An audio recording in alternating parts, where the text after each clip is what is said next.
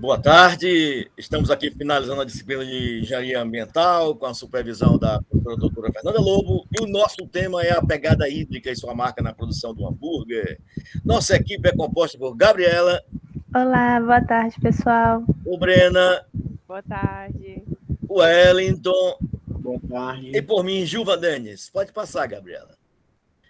Nós vamos trabalhar aqui uma introdução e motivação inicial acerca da pegada hídrica e a produção do hambúrguer, e em seguida vamos entender o que é pegada hídrica, o seu impacto ambiental e o que devemos fazer para a sustentabilidade do nosso recurso hídrico. Pode passar, Gabriela.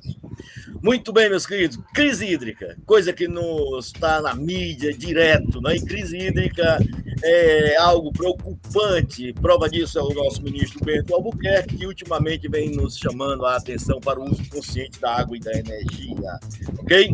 Crise hídrica que certamente afeta a produção de alimentos. E aí essa água invisível que comemos todo santo dia tem sido um problema. É uma preocupação. Né? E tem a ver com risco à segurança alimentar. Tá? Risco à segurança alimentar, na lei número 11.346 de 2006, deixa claro, não é? Que nós temos que ter compromisso com as necessidades essenciais como o recurso hídrico e respeitar a diversidade cultural, ambiental, econômica e socialmente sustentável. O vídeo que você está vendo ao lado mostra um grupo que utilizou balões para mostrar quantos litros de água são necessários para a produção de um hambúrguer. E aí eles chegaram a 2.393. Passa aí, Gabriela. Ótimo, né? Já a Unesco chega ao número de 3.500 litros na produção de um hambúrguer. Né? Certamente aí está incluído o alface, o tomate, né? E o pãozinho, né? Ok? Mas, gente, 70% da água disponível é na agricultura. 10% para as nossas casas e 20% em média é a indústria, ok? Isso é água disponível, aquele 2,5% do total de água do planeta. Desse 2,5%, 0,5% é esse aí, ó, que nós utilizamos na indústria, na agricultura, em nossas casas. Nós precisamos tomar 2 a 4 litros de água por dia. E, invisivelmente, consumimos de 2.000 a 5.000 litros de água, tá? Que é a nossa pegada hídrica. Gente, são 7 milhões hoje, 7 bilhões de pessoas no mundo. Em 2050 seremos mais de 9 bilhões de pessoas. Precisamos nos preocupar, né, com os impactos ambientais e a sustentabilidade de nossos recursos essenciais. E agora a Gabriela pode passar, vai falar de pegada hídrica. Bom, a pegada hídrica é o rastro que deixamos ao consumir água direta e indiretamente. E o consumo de água no planeta está ligado às diversas funções da água, tanto no cotidiano das pessoas, como na produção de alimentos, roupas, papel, entre outros. E a quantidade de água usada para esses meios é enorme e muitas vezes desproporcional. Para produzir 1 quilo de carne, por exemplo, são gastos 15,5 mil litros de água. E para uma pessoa tomar um banho de 5 minutos, são gastos 45 litros. No Brasil, o consumo de água é de 2.027 metros cúbicos per capita ao ano e ainda tem 9% da sua pegada hídrica total fora das fronteiras do nosso país, ou seja, exportamos água por meio dos nossos produtos. Vale destacar que a pegada hídrica de uma pessoa relaciona mais com o que ela consome do que com o que ela gasta em casa lavando suas roupas, tomando banho ou escovando os dentes. Estima-se que apenas 5% total da pegada hídrica de uma pessoa venha do gasto direto da água. Podemos classificar a pegada hídrica em 3 tipos principais: verde, azul e cinza. A pegada hídrica verde diz respeito à água da chuva que evapora ou é adicionada aos produtos durante o processo de produção. A pegada hídrica azul, por sua vez, relaciona com as águas superficiais ou subterrâneas que evaporam ou são agregadas aos produtos, ou ainda aquelas que são devolvidas ao mar ou jogadas em outro tipo de bacia hidrográfica. Já a pegada hídrica cinza diz respeito ao volume de água necessário para diluir a poluição gerada durante o processo produtivo. gasto invisível. A maior preocupação do indicador é pelo fato desse consumo ocorrer de duas formas: a direta, quando alguém abre a torneira para realizar alguma ação, ou a indireta, via aquisição de objetos de consumo como produtos alimentícios. O problema dessa segunda forma é que ela passa despercebida pelas pessoas.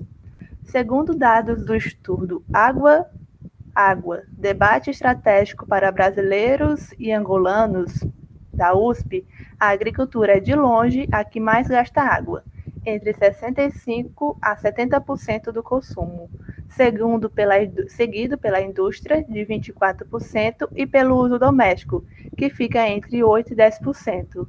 Por isso, a importância desse indicador, que alerta para o gasto oculto da água e busca conscientizar as pessoas que o fator da água é muito mais relevante nas suas opções de consumo de cada um.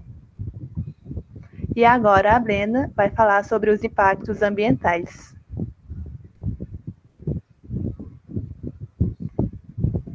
Tua voz, Brena, não estou ouvindo.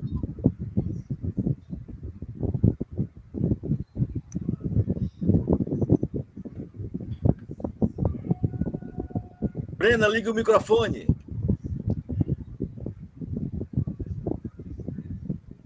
Ativa o microfone, Brena.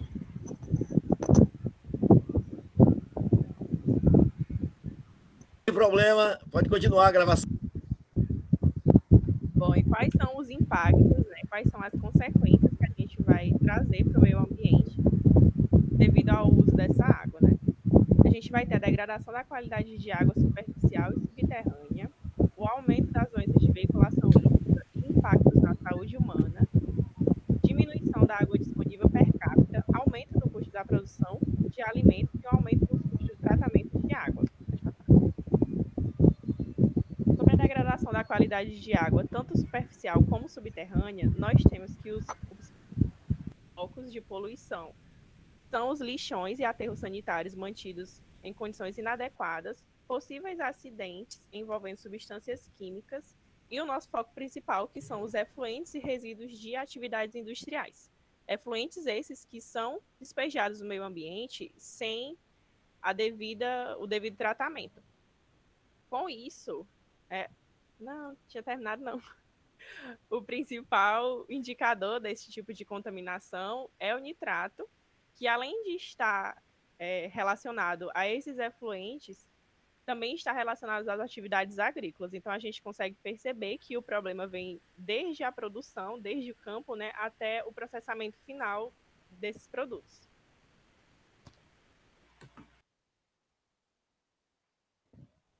Com a água poluída, né, a gente tem um aumento das doenças de veiculação hídrica, causando vários impactos na saúde humana, né? Como exemplo, temos as desinterias bacterianas, os rotavírus e a taxoplasmose, que são doenças causadas a partir da ingestão de água contaminada ou alimentos que são tratados com a água já contaminada também. Temos também uma diminuição de água disponível per capita, que já é uma coisa que acontece devido à desigualdade de distribuição hídrica, né? Como assim? 80% deste recurso no nosso território brasileiro está localizado apenas na Amazônia, né? Que é uma região de baixa demanda de atividade produtiva, enquanto que o Nordeste inteiro só detém de 5% deste mesmo recurso. Então, é uma desigualdade muito grande e com o aumento desse consumo de água, o recurso ainda fica menor ainda. E a parte que vem para o nosso bolso, né? A gente vai ter um aumento no custo da produção de alimentos, causado devido à escassez cada vez maior de água, que seria destinada para a irrigação, afetando a produção de alimentos e também aumentando a demanda de importações de alimentos para o nosso país. E um aumento também nos custos de tratamento dessa água, por conta dos contaminantes estarem cada vez mais resistentes e difíceis de serem removidos dessa água, causando a necessidade cada vez maior do aumento dos níveis de produtos químicos adicionados que sejam necessários para tornar essa água potável novamente. E esses custos, eles serão pagos por nós consumidores. Agora o Wellington vai falar um pouquinho sobre o que fazer.